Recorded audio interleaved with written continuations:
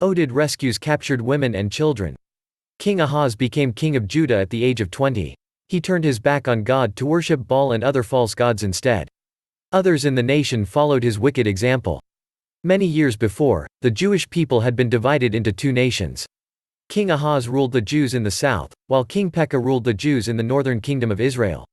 Both King Ahaz and King Pekah are described in the Bible as evil rulers who disobeyed God. King Pekah joined forces with King Rezin of Aram, now Syria, to invade Judah and do battle with King Ahaz. King Ahaz, who had been so disobedient, did not have God to protect him. In one day of fighting, the armies of Israel and Aram killed 120,000 of Judah's troops. Zichri, a great warrior from the tribe of Ephraim, is mentioned as killing Maaseiah, the son of King Ahaz, along with the king's administrator, Azrikam, and the king's second-in-command, Elkanah. King Ahaz survived the battle, but a large number of people were captured and deported back to Damascus in the land of Aram. However, the armies from Israel also captured 200,000 Judean women and children and tremendous amounts of booty. It did not matter that the women and children prisoners were fellow Jews.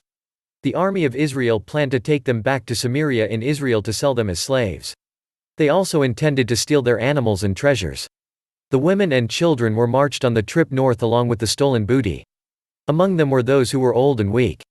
Many were hungry and without adequate clothing or footwear. On the trip north, the captives had to pass through the land belonging to the tribe of Ephraim.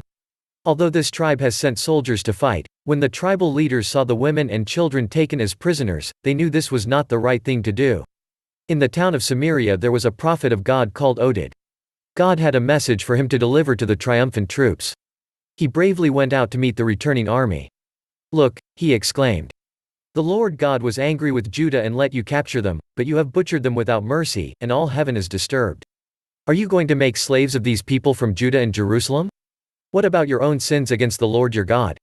Return these fellow Jews to their homes, for the Lord is angry with you." Some of the top leaders of Ephraim spoke out and supported Oded. These men were Azariah, Berechiah, Jehizkiah, and Amasa. "You must not bring the captives here," they declared. "If you do, the Lord will be angry, and this sin will be added to our many others. We are in enough trouble with God as it is." Amazingly, the army officers turned over the captives and booty to the tribe leaders to decide what to do. The four men immediately distributed captured stores of food and drink to the women and children.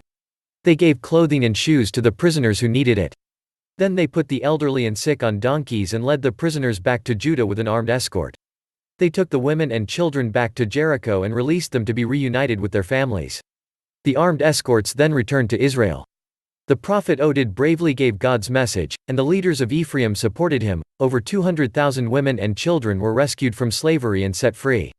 If you like this video, give it a thumbs up. Share and leave a comment. Subscribe.